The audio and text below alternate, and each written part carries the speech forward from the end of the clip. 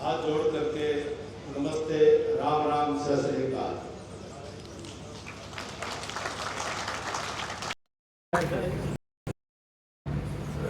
मेरे हरियाणा प्रदेश का बहुत ही ऐतिहासिक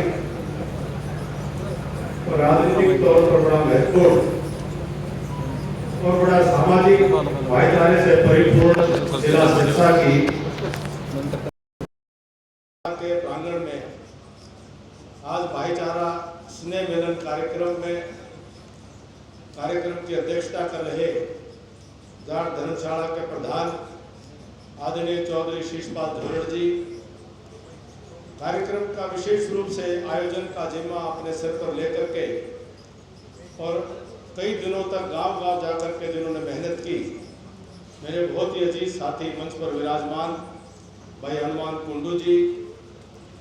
राजनीतिक मेरी यात्रा में लगभग पिछले 30 वर्षों से जिनसे मैंने राजनीति बहुत कुछ सीखा, मेरे बहुत ही आदरणीय हरियाणा सरकार के मुख्यमंत्री के पूर्व सलाहकार श्रीमान जगदीश चोपड़ा जी, हमारे भाई शीशपाल कंबोज जी अभी होकर के गए हैं, और 2014 के चुनाव से पहले जब मुझे पार्टी ने हरियाणा प्रदेश में रथ यात्रा निकालने की जिम्मेदारी दी, और वो रथ यात्रा हमने तलवाड़ा से शुरू की थी और अमीचंद मेहता जी के नेतृत्व में वो यात्रा यहाँ से प्रारंभ हुई, पूरे हरियाणा में वो यात्रा गई।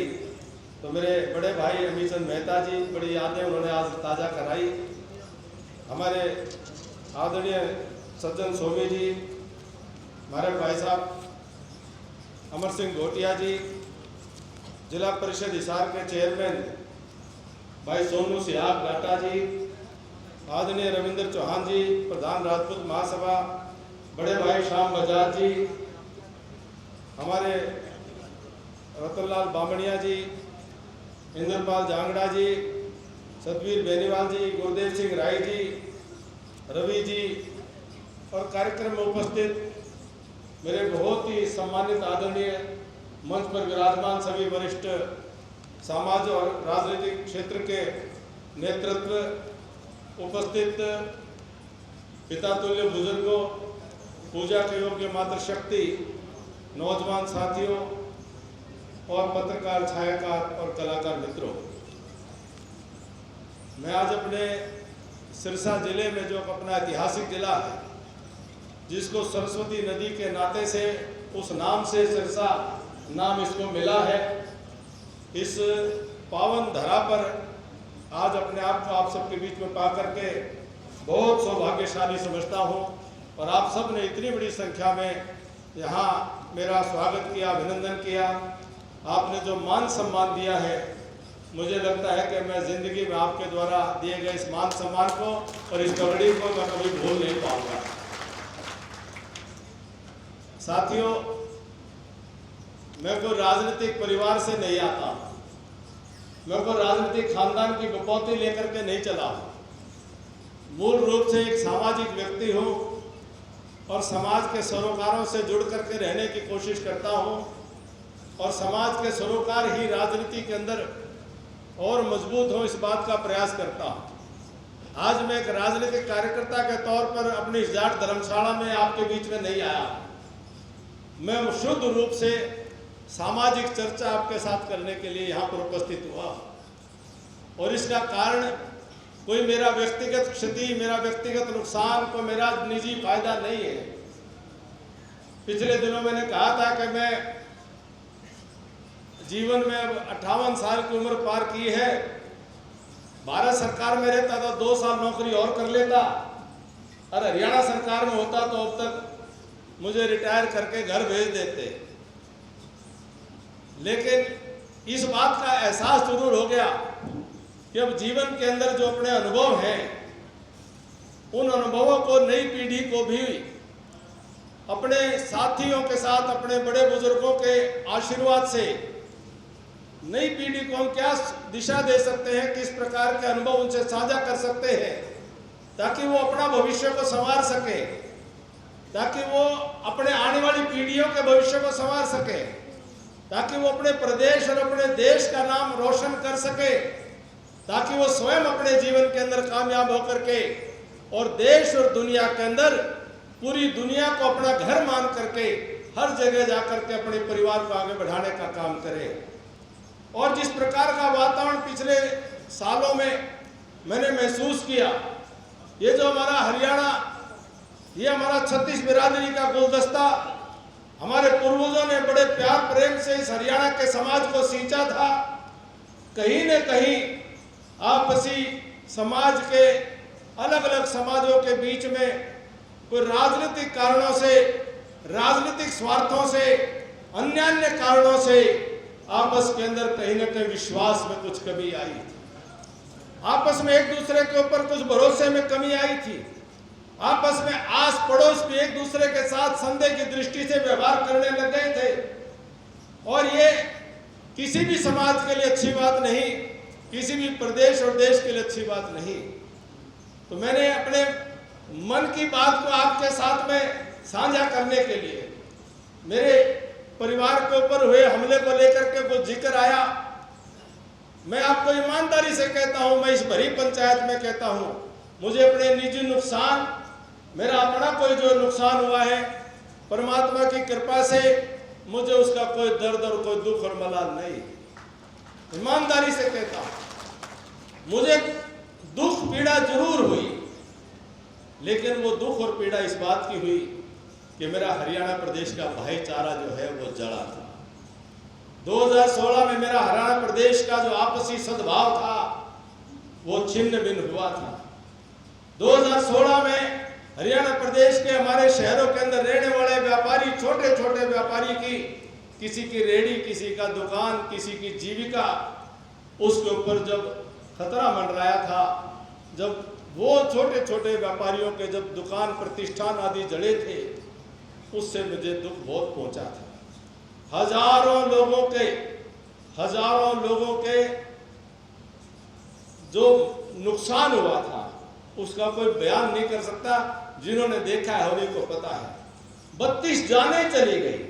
36 बिरादरी के बच्चे थे, सभी बिरादरियों के बच्चे, उसमें 32 लोग, वो नौजवान, वो उनके घरों से उनकी अर्थियां उठी, तो उनका मुझे बहुत दुख और पीड़ा हुआ था। अकारण, बिना कारण, केवल राजनीतिक प्रपंच के कारण, राजनीतिक षड्यंत्र के कारण, राजनीतिक स्वार्थ के कारण, कि जिस प्रकार से हिटलर की फौजें कहा करती थी कि हिटलर का राज नहीं होगा तो हम यहाँ के सारे खेत खलियान, जंगल, जोड़, तालाब, नदियां, उनको सुखा देंगे, बर्बाद कर देंगे, उनमें जहर मिला देंगे। ऐसी सोच कहीं न कहीं हरियाणा प्रदेश की राजनीति में हावी हो गई।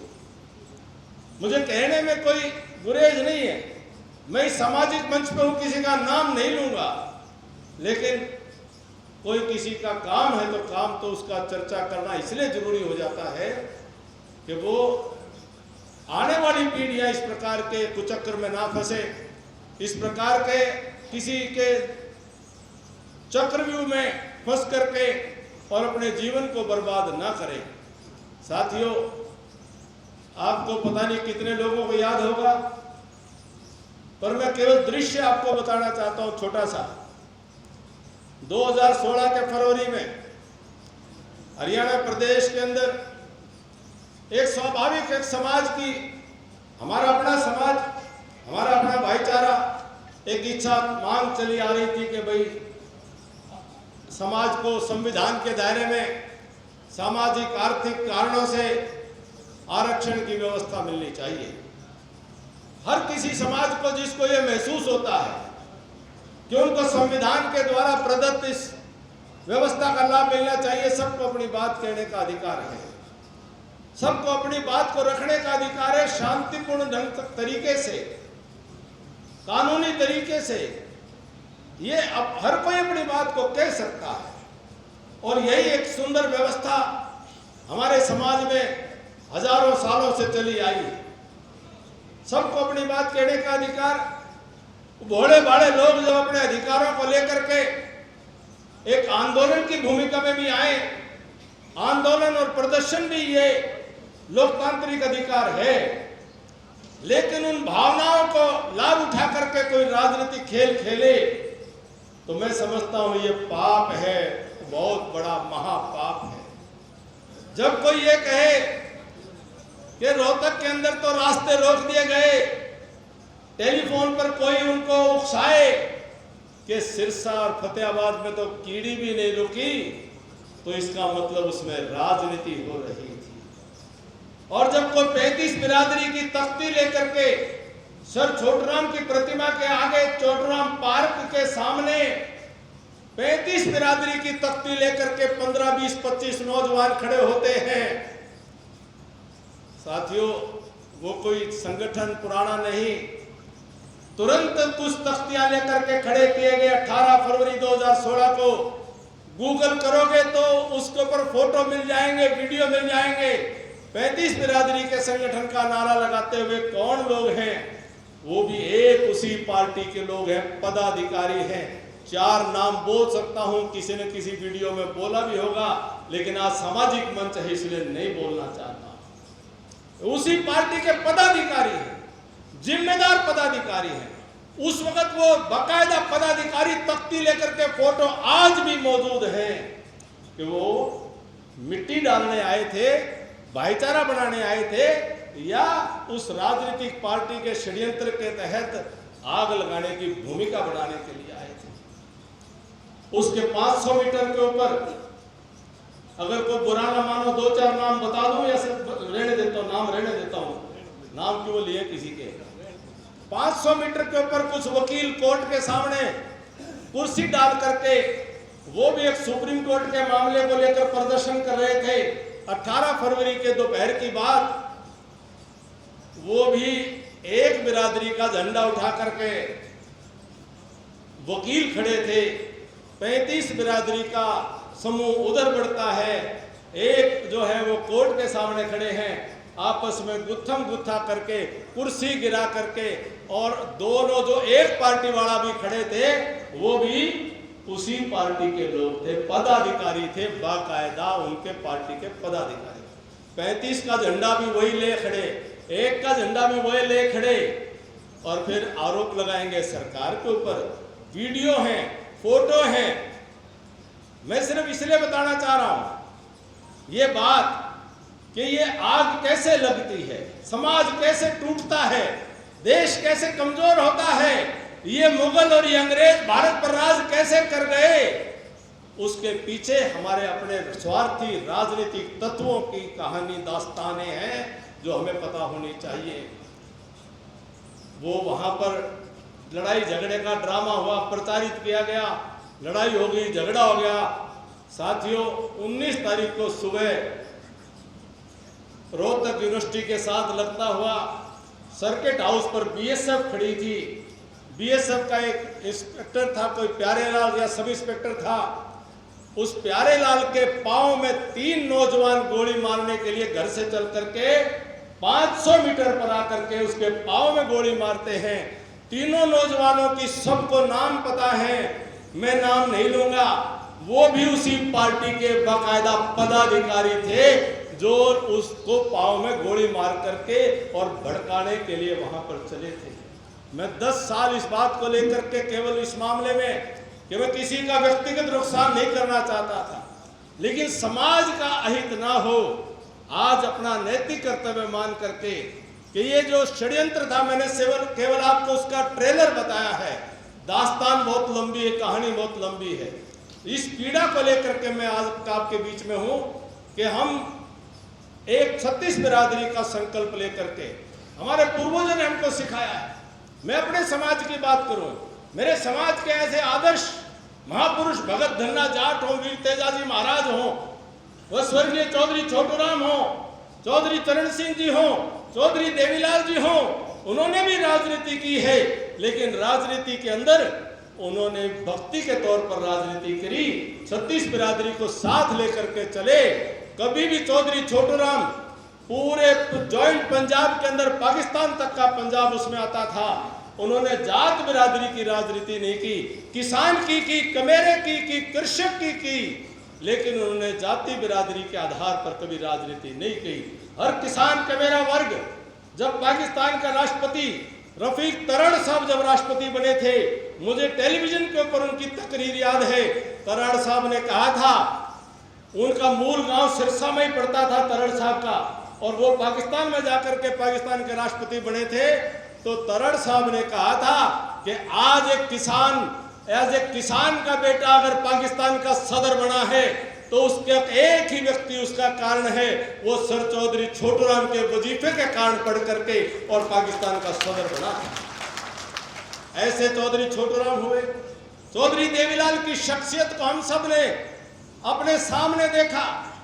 जब जब चौधरी देवीलाल ने राजनीति के अंदर संघर्ष किया, एक जाति को लेकर के नहीं, एक बिरादरी को लेकर के नहीं, 36 बिरादरी का गुलदस्ता बनाया। मुझे कई लोगों के पास जाने का मौका मिला। उन्होंने कहा पंडित भगवत दयाल शर्मा जी को बनाया, कवि राव मान सिंह जी को बनाया, बाबू मूलचंद जैन जी को अपने साथ फिर से जोड़ने का काम किया, कृपाराम पुरिया जी को अपने साथ लेकर के चलने का काम किया। चौधरी देवीलाल जी हर एक को साथ लेकर के, वो तो ऐसे नरम आदमी थे, ऐसे ठंडे आदमी थे, वो तो लोगों की ठोडी पकड़ पकड़ के, ठोडी के हाथ लगा लगा करके लोगों को मना लिया करते थे। बताओ करते थे सागर जी? नहीं करा करते, नहीं करा करते। ये चौधरी देवीलाल जी का चरित्र था। और फिर बाद में ऐसा दौर आया कि राज मांगने से नहीं मिला करते, राज तो छीने जाया करते। एक नई संस्कृति चल पड़ी। मैं राजनीतिक क्षेत्र का कार्यकर्ता भी हूं।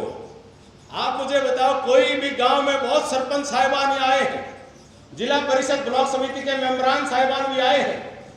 कोई गांव में एक सरपंच भी रुक्का मार करके कि भी एक ही बिरादरी का वोट लूंगा, कोई सरपंच बन जाएगा? सरपंच को भी सबके बीच में कोई सरपंच भी कोई यूं कह दे गांव के अंदर मैं जोर जबरदस्ती करके वो राज को छीन लेने की कोई कोशिश करेगा, तब तो सरपंच जो है वो बन पाएगा? हमारे एक देसी बात है कि भाई एक गांव के अंदर सरपंच जो है उसका चुनाव चल रहा था। तो हमारी तो भाषा, हम तो रोहतक हिसार के, हमारी भाषा थोड़ी अलग है, थोड़ा सा आप समझते हो सारी बात को। तो उन्होंने कहा भाई एक गांव में सरपंच एक ठाड़ा मजबूत जमींदार था। वो जमींदार जो है बढ़िया कुर्ता धोती पहनकर, सिर पर पगड़ी बांध करके, हाथ में लाठी लेकर के हर घर के बाहर जाए, और वो जो है चौधरी साहब लाठी करे, अल्लाह भाई वोट दे देना, भाई वोट दे देना, वो कहता चले। और वहीं पर एक नौजवान डूडी साहब, एक नौजवान था, वो सारे गांव के सारा दिन चक्कर काटे, जो मिले उसके पाए हाथ लगाने लग जाए, ना छोटा देखे, ना बड़ा देखे, ना पेड़ देखे, ना खंबा देखे, ना मानस देखे, ना जानवर देखे, जो मिले सबके पांव हाथ लगाए। तो चौधरी साहब नाराज हो गए, आमना सामना हो गया। चौधरी साहब बोले अब तुझे शर्म नहीं आती? तो सारा सबका ना कुछ देखे तो पांव पड़ पड़ के वोट मांगे। बोला चौधरी साहब 10 एक दिन रह गए चुनाव के, हे मूछ पाड़ पाड़ के वोट मांग लो, मैं पांव पकड़ पकड़ वोट मांग लूं, फिर बाद में देखांगे किसकी बात बने। तो आप मुझे बताएं, क्या ये जोर जबरदस्ती राजनीतिक हिंसा से क्या हम अपने समाज को इकट्ठा रख पाएंगे? कोई नहीं चल सकता, कोई कामयाब नहीं हो सकता। हमको सबको एक दूसरे के बिना रह नहीं सकते, एक दूसरे के बिना अपना सुख दुख निभा नहीं सकते, एक दूसरे के बिना अपना वादा नहीं कर सकते। और हमारे पूर्वजों ने हजारों साल इन गांवों को हो गए। हजार साल पहले जब ये गांव बसाए तो गांव, हमारे पूर्वज समझदार थे, सियाने थे। उन्होंने अगर सारी जातियां अलग अलग रहनी थी तो अलग अलग जातियों के अलग अलग गांव बसा देते, लेकिन उन्होंने गांव बसाए, 36 बिरादरी के गांव बसाए, 36 बिरादरी को जोड़ करके गांव बसाया। कोई बिरादरी नहीं थी तो उसको दूर से भी कहीं मांग के लाना पड़ता था, अपने गांव में लाकर उसको बसाते थे। ये हमारा गांव का भाईचारा था। लेकिन आज हमारा भाईचारा कहीं ना कहीं संकट में खड़ा है। तो मेरी आप सभी से विनती है कि अब हम अपने आप को पहचाने कि हमें किस प्रकार का सामाजिक नेतृत्व, किस प्रकार का राजनीतिक नेतृत्व आज हम स्वीकार करें ताकि अपने आने वाली पीढ़ियों को हम किस प्रकार की दिशा देने वाले हैं। ये हरियाणा प्रदेश, हमारे बच्चे, हमारे बालक, मैं रास्ते में आते हुए गाड़ी में बात कर रहा था कि हमारे मेरे समाज के बच्चे, मैं अपने समाज की भी बात कर रहा हूं साथ के साथ, इस बार ऑल इंडिया रैंक आईएएस में तीसरे नंबर के ऊपर आया है हमारा बेटा एकांश ढुल, तीसरे नंबर पर ऑल इंडिया। हर साल पहले 10 में 15 में कोई ना कोई बच्चा जरूर होता है, मेहनत से होता है, किसान का बच्चा मेहनत करता है, जो मेहनत, दुख और तकलीफ, विपत्ति और विषमताएं जो निखारती हैं वो सहूलियतें कभी नहीं निखार सकती।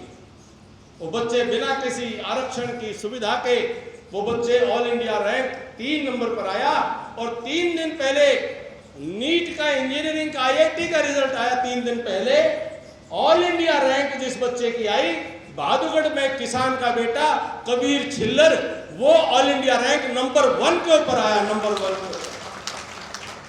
इन बच्चों में कोई कमी नहीं है, इन योग्यता की कमी नहीं, लियाकत की कमी नहीं, मेहनत की कमी नहीं, सिर्फ जो है हमने अपने बच्चों को सम्मान देना है, स्वाभिमान उनका पैदा करना है। अगर हम सम्मान देंगे, हमने सम्मान दिया हरियाणा प्रदेश के अंदर, हमारे गांव ने, हमारी सरदारी ने, हमारी खापों ने, खिलाड़ी कोई मेडल लेकर के आता था तो खिलाड़ियों को जुलूस की शक्ल के अंदर एयरपोर्ट से लेकर के और गांव के खेड़े तक उस खिलाड़ी को मालाओं से लाद करके उसका सम्मान करके और उसको हौसला बढ़ाया, तो खिलाड़ी आज दुनिया के अंदर छा गए कि नहीं छा गए। लेकिन अगर हम, कोई गुंडा हो, बदमाश हो, अपराधी हो और वो जेल से छुट करके आए और फिर उसको जेल से लेकर के, वो चाहे पैरोल पे आए चाहे बेल पे आए, फिर उसको लेकर के 150 मोटरसाइकिल अगर उसको गांव में लाएंगी, तो बताओ समाज का हम किस प्रकार का आदर्श प्रस्तुत करेंगे। जैसा आदर्श प्रस्तुत किया जाएगा वैसा ही समाज बन जाएगा। आज ये बच्चे जो पढ़ाई लिखाई में योग्यताओं प्रदर्शित करके कामयाब होकर के आज हमारा, अपने गांव का, प्रदेश का, अपने देश का, अपने समाज का नाम रोशन करते हैं, तो इन बच्चों का अगर मान सम्मान हम बढ़ाएंगे तो निश्चित तौर के ऊपर और बच्चे भी इस बात से प्रेरणा लेंगे कि हमें बच्चों को इस दिशा पर लेकर के जाना। इसी प्रकार से मैं आपके बीच में विनम्रता से कहता हूं, सिर झुका के कहता हूं, अब मेरी ये नई पीढ़ी मान चुकी है, मेरे बुजुर्गों के आशीर्वाद से अब बेटा बेटी में फर्क नहीं करते। ये बहुत बड़ा परिवर्तन हुआ है। अब बेटियां हमारा नाम रोशन कर रही हैं, अब बेटियां हर फील्ड के अंदर कामयाब होकर के दिखा रही हैं। दुनिया में कोई ऐसा देश नहीं, कोई ऐसा बड़ा शहर नहीं जिस देश में, जिस शहर में हमारे बेटियां बड़ी बड़ी कंपनियों के अंदर वहां काम नहीं कर रही हों, बड़ी बड़ी यूनिवर्सिटियों के अंदर या पढ़ रही हैं या पढ़ा रही हैं। बेटे तो हैं ही हैं, लेकिन आज हमारे बेटे बेटियां पूरी दुनिया के अंदर छाए हुए हैं। आपको हैरानी होगी, इसी हरियाणा प्रदेश के किसान मां की कोख से पैदा हुई बेटियां विश्व सुंदरी का खिताब भी लेकर के, भारत की भी मिस इंडिया बन करके, एक नहीं अनेक बेटियों के नाम मैं निजी तौर पर जानता हूं उनके परिवारों को, कि वो बेटियां दुनिया के अंदर कामयाब हो रही हैं। अब हमें देखना है, हमें सोचना है कि इनको रोकना है, इनको हौसला बढ़ाना है या इनको रोकना है। लेकिन हमारे हरियाणा में हमें यह भी देखना है किस प्रकार का आदर्श हमारा राजनीतिक नेतृत्व हमें दे रहा है। क्या वो सक्षम है? क्या वो नए बच्चों के लिए प्रेरणा का स्रोत बन सकता है? क्या वो बच्चों को ठीक दिशा दे सकता है, या वो हमारे बच्चों को हिंसा के मार्ग पर प्रेरणा देने का काम कर रहा है, धक्का मुक्की कर रहा है, धक्काशाही कर रहा है? कैसा नेतृत्व हमको चाहिए? ये अब एक निर्णय समाज के अंदर एक चर्चा, मैं यहाँ आप सबके बीच में केवल बात को चर्चा के बीज के तौर पर छोड़ने के लिए आपके बीच में उपस्थित हुआ। मैंने संकल्प किया है कि राजनीति सफलता और असफलता मेरे लिए कोई पैमाना नहीं है। आप सबके आशीर्वाद से, ईश्वर की कृपा से, परमपिता परमात्मा ने बहुत कुछ, सब कुछ जो जरूरतें हैं वो सारी परमात्मा ने कृपा करके दी हुई हैं, आपके आशीर्वाद से है। लेकिन अब है कि हम अपने समाज को क्या देने वाले हैं। मैं भी 9 भाई बहनों में एक हूँ। मेरे सगे हम 6 भाई हैं, 3 बहनें हैं, और कुणबा देखेंगे तो मेरा कम से कम भी 50-60 भाइयों का कुणबा है। खोड़ साहब तो आप तो हमारे, और फिर हमारा जो है मेरे बड़े हैं परिवार के। तो ये सारा हमारा जो, मैं राजनीतिक क्षेत्र में अकेला व्यक्ति हूँ, और समाज ने बहुत मान सम्मान, पूज्य पिताजी, हमारे दादाजी, परदादाजी उस जमाने में, उन सब के कृपा से, समाज के बुजुर्गों की कृपा से आज हमें ये लगता है कि समाज ने बहुत मान सम्मान दिया है। हमारा भी फर्ज बनता है कि अपने समाज के अंदर हम अपनी जो जागृति लाने का जिम्मेदारी आज हमारे ऊपर है, हम भी उसको ईमानदारी से अपने समाज के अंदर वो जागरण, उसकी लौ जगाने की कोशिश करें। उस जिम्मेदारी को सोच करके मैं आपके बीच में ये बात रखने के लिए आया कि हमें अपने समाज में आदर्श कैसे प्रस्तुत करने हैं। अपने ऐसे ऐसे लोग हैं, कहना नहीं चाहिए, किसी व्यक्ति का नाम नहीं लो, हम वोट तो डाल देते हैं, हम उनको नेता तो मान लेते हैं, उनकी गाड़ियों के पीछे अपनी गाड़ी तो लगा लेते हैं, लेकिन अगर यूं कहो कि भी हम इनको अपने घर में भी बुला लें, यूं कहो कि हम अपने बच्चों को कह दें बेटा ऐसा चरित्रवान बनना, आप कहोगे, बल्कि ऐसे मिसाल ज्यादा मिल जाएंगी कि बेटा वोट देना तो मजबूरी हो सकती है, पीछे लगना तो मजबूरी हो सकती है, पर ऐसा ही मत बनना, बाकी कुछ भी बन जाना। ये तो कह सकते हैं ना, ये तो कह सकते हैं, लेकिन ऐसा बन जाना, ऐसी मिसाल बहुत कम है। मैं किसी एक व्यक्ति पर, किसी एक पार्टी या किसी उस पर मैं टिप्पणी नहीं कर रहा हूं। मेरी एक और आपसे गुजारिश है, ये बहुत बहादुर समाज है। हरियाणा प्रदेश हिंदुस्तान के अंदर हर 10वां सिपाही देश की सीमा के ऊपर, वह हरियाणा प्रदेश की मां की कोख से पैदा हुआ सिपाही, वह देश की सीमाओं पर देश की रक्षा कर रहा है। स्वतंत्रता वीर हुए हैं, अनेक स्वतंत्रता सेनानी हुए हैं। ऐसा बहादुर समाज, और वो कुछ चंद परिवारों की गुलामी करने को मजबूर हो जाए, मेरी समझ से बाहर है कि ऐसी क्या मजबूरी हुई कि हम केवल मात्र चाकरी करने के लिए विवश हो जाएं। राजनीतिक चक्रव्यूह चलते हैं, राजनीतिक प्रपंच चलते हैं, उसको आप भी जानते हो और मैं तो भोगता हूं, मैंने तो भोगा ही बहुत है। तो लेकिन राजनीतिक प्रपंच चलते रहेंगे, चक्रव्यूह चलते रहेंगे, लेकिन जनता जो है, समाज है, वो श्री कृष्ण मन करके, और जो सही सज्जन सात्विक शक्तियां हैं, उनको आशीर्वाद देने की कृपा करें। मेरा यही प्रयास है कि समाज की सज्जन शक्ति, सात्विक शक्ति, समाज के अच्छे लोग, सच्चे लोग, वो इकट्ठा हों।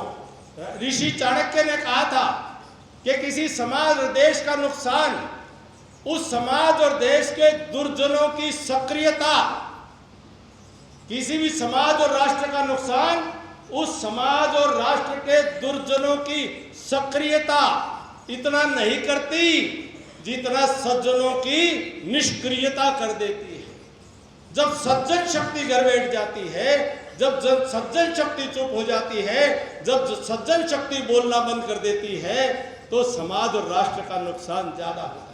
हम जानते हैं कि बुराई चमकती है, हम जानते हैं बुराई दमकती है, हम जानते हैं बुराई धमकती है, बुराई का शोर ज्यादा होता है, लेकिन अच्छाई और सच्चाई, वो कहते हैं ना कि कौन कहता है आसमान में छेद हो नहीं सकता, एक पत्थर तो जरा तबीयत से उछालो यार। मेरे बुजुर्ग और नौजवान साथियों, आज अपना समाज उस दोराहे, चौराहे, तिराहे पर खड़ा है। आज अगर सज्जन शक्ति ने अगर संकल्प नहीं किया, जिस प्रकार से गुरु गोविंद सिंह जी ने संकल्प करके और पूरे समाज को इकट्ठा करके और सज्जनों को उन्होंने कहा था कि 1.25 लाख से 1 लड़ाऊं, क्योंकि दुर्जन के पांव नहीं होते, दुर्जन टिकेंगे नहीं। सज्जन जब एक खड़ा हो जाएगा तो एक ही काफी है। वो 1.25 लाख से एक लड़ाऊ का जो संकल्प है वो करने का वक्त है।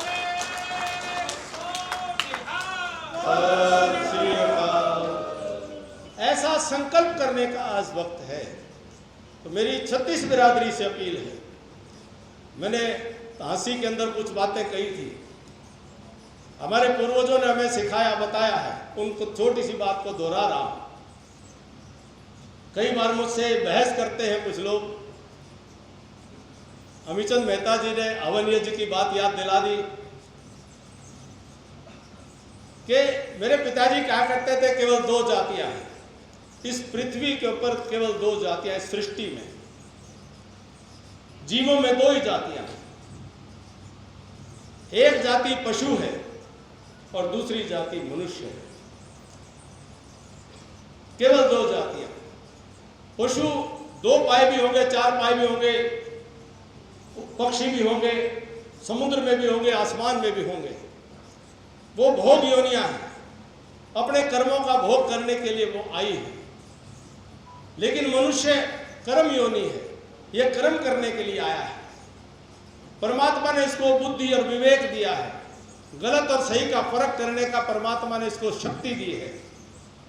और केवल ये 2 जातियां परमात्मा ने बनाई है। उसके बाद की जातियां हमारी अपनी अनपढ़ता के कारण से हम उनको जातियां कहते हैं। वर्ण भी 4 वेद के अंदर व्याख्या आती है, और 4 वर्ण भी जो हमारे हैं ब्राह्मण, क्षत्रिय, वैश्य और शूद्र, वो भी जन्म से नहीं है। जन्मना शूद्र जायते, जन्म से मैं भी शूद्र पैदा हुआ और हम सब शूद्र पैदा हुए हैं जन्म से। और पूरे जीवन में एक दिन भर में हम जो काम करते हैं, अगर आप किताब खोल करके कुछ स्वाध्याय करते हो तो ब्राह्मण का कार्य कर रहे हैं। अगर आप मेहनत करके 2 पैसे कमा करके परिवार और समाज के लिए उसका पोषण करने का काम करते हो तो वैश्य का काम करते हो। आप परिश्रम पुरुषार्थ करके सबको सहयोग कर रहे हो तो आप शूद्र का कार्य भी कर रहे हो। और आप देश की और गरीब की रक्षा करने के लिए हथियार उठाते हो तो उसी 24 घंटे में आप क्षत्रिय की भूमिका में भी आ जाते हो। जब इतनी स्पष्टता है, और धर्म केवल मनुष्य का कर्तव्य है, बाकी तो पूजा विधियां हैं, मत है, पंथ है, संप्रदाय है। अपने अपनी सोच से अपने अपने आराध्य देव को, इष्ट देव को, अपने अपने भगवान को जो मर्जी जिस प्रकार से पूजना चाहे वो पूज सकता है। लेकिन उससे जो जातियों का जो आजकल विवेचना होती है, जिसको हम जाति कह देते हैं, ये तो वंशावलियां हैं। ये तो पूर्वजों के पहचान के हमारे एक पहचान का आधार है कि कौन किसके परिवार में पैदा हुआ, और फिर आपस में संबंधों का संसार है कि किसका रिश्ता नाता अतीत से सामाजिक परंपराओं से किन किन का आपस में रिश्ता नाता होता चला आया। उस सामाजिक संसार को हम जाति का रूप दे देते हैं, जाति का उसको नाम दे देते हैं। और भेद कहाँ है? भेद नहीं है। कई बार मैं हंसता हूं, एक आदि भाई ज्यादा बहस कर ले, मां भाई तेरे न्यारे सींग लाग रहे हो तो सींग दिखा दे भाई अपने। ये धरती पर देवासुर संग्राम चलता रहेगा। देव और असुर मेरे अंदर ही हैं। कभी मेरे अंदर देवता जागृत होगा, कभी मेरे अंदर असुर जागृत होगा। लेकिन हमने देखना है कि आज देवत्व को जागृत करना है। और बजाज साहब, महर्षि दयानंद ने यह सत्यार्थ प्रकाश में जाट शब्द जब प्रयोग किया तो उन्होंने जाट शब्द के साथ जाट जी लिखा। मैं कई बार हैरान होता था भाई जाट जी क्यों लिख दिया, और जाट जी के साथ हमेशा उन्होंने देवता लिखा। देवता मतलब ये देने वाले हैं, देवता मतलब ये देने वाले हैं, ये लेने वाले नहीं। और कम से कम छीन कर लेने का तो कोई अधिकार नहीं है, देने का काम, अन्नदाता का काम, देने का काम। और देवता तो बचाता है, देवता तो दूसरों गरीब को, कमजोर को, असहाय को उसका सहारा बनता है, तब जाकर के वो देवता कहलाता है। तो इसीलिए वो देवता बनने की, क्योंकि जाट धर्मशाला के प्रांगण में संदेश है कि बड़ा वही होता है, बड़ा वही होता है जिसको झुकना आता है, बड़ा वही होता है जो विनम्रता जिसको समझ में आती है। बरगद का पेड़ जो है वही झुकता है, बरगद का पेड़ झुकता है तो उसकी जड़ें और गहरी और मजबूत होती हैं। अगर समाज ने आपको जिम्मेदारी दी है कि गांव के अंदर 36 बिरादरी का जो हमारा भाईचारा सदा बना रहा है, और आपने खेत में 36 बिरादरी के सहयोग से अनाज पैदा करके उसका वितरण का न्याय किया है, जिसकी जैसी जरूरत हो उसको उतना उतना उसकी ढेरी आपने दाने के अलग से सदा पूर्वजों ने निकाल करके दी है। यह जजमानी व्यवस्था सदा सदा से अर्थव्यवस्था का आधार बन करके सदा चली है। तो ये समाज आज इस स्थिति में यहाँ तक पहुंचा है क्योंकि अन्नदाता ने, उस किसान ने, जमींदार ने सबको बराबर ईमानदारी से न्याय करके सबको सबका हिस्सा दिया, तो समाज में खुशबू बनी रही। इसलिए समाज ने देवता तक कहा अब फैसला अगली पीढ़ियों को करना है, फैसला वर्तमान पीढ़ी को करना है, तो कोई लेकर के नहीं जाएगा। देवता वही कहलाएगा जिसको देना आएगा, जिसको दूसरों का संरक्षण करना आएगा, जिसको दूसरों का सहारा बनना आएगा, देवता वही कहलाएगा।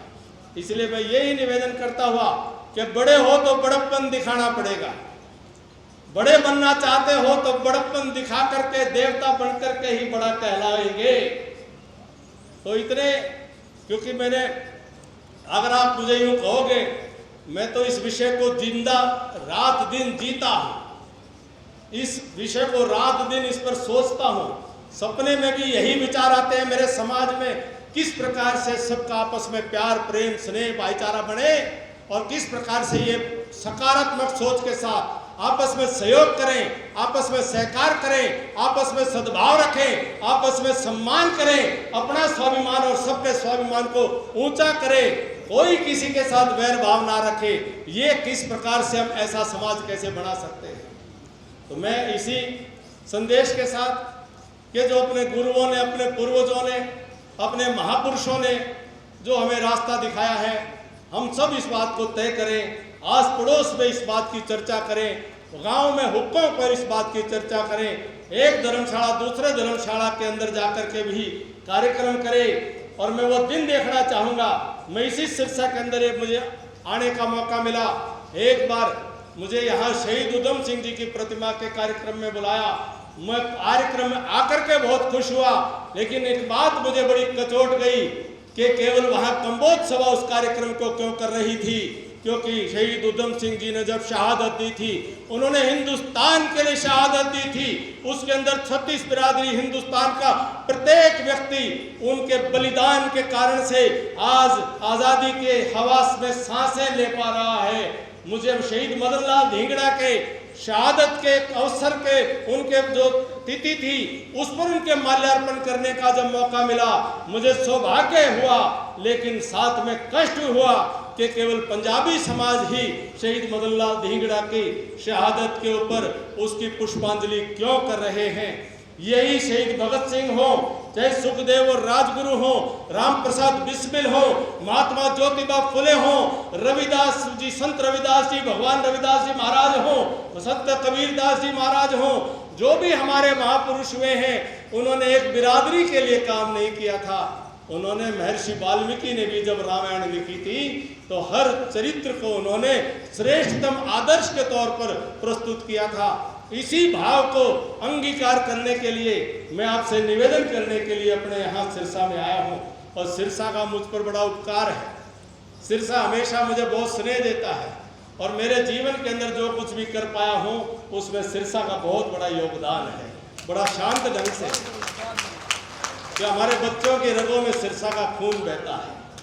आपका आशीर्वाद से जो कुछ भी हम कर पाए वो आपके आशीर्वाद से करा है और हमेशा बहुत मान सम्मान मिला है। जब आप मान सम्मान देते हो तो मेरी भी जिम्मेदारी बनती है कि जो भी कोई कभी भी जीवन के अंदर कहीं पर भी खड़ा हूँ, किसी भी भूमिका में खड़ा हूँ, आपका सदैव मेरे ऊपर एक विशेष हक रहेगा, आपके हक को अदा करने की कोशिश करूंगा। आपने जो मान सम्मान दिया और ये कर्जा मेरे सर पर आपने चढ़ाया, उसके लिए आपको बहुत बहुत शुक्रिया अदा करता हूँ, बहुत बहुत धन्यवाद करता हूँ। मेरी बात आपने सुनी, आपका बहुत बहुत धन्यवाद। जय हिंद, जय भारत, सबको राम राम, सत श्री अकाल।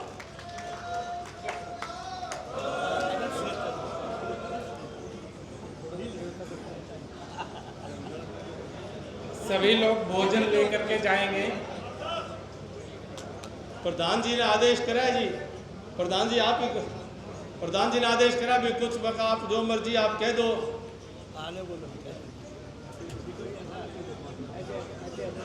कैप्टन साहब की तरफ 5 लाख रुपया कैप्टन साहब दे के जावे अपन तय दिलुआंगो शुक्र अजार करा, सारा जोर तालियां बजा दो।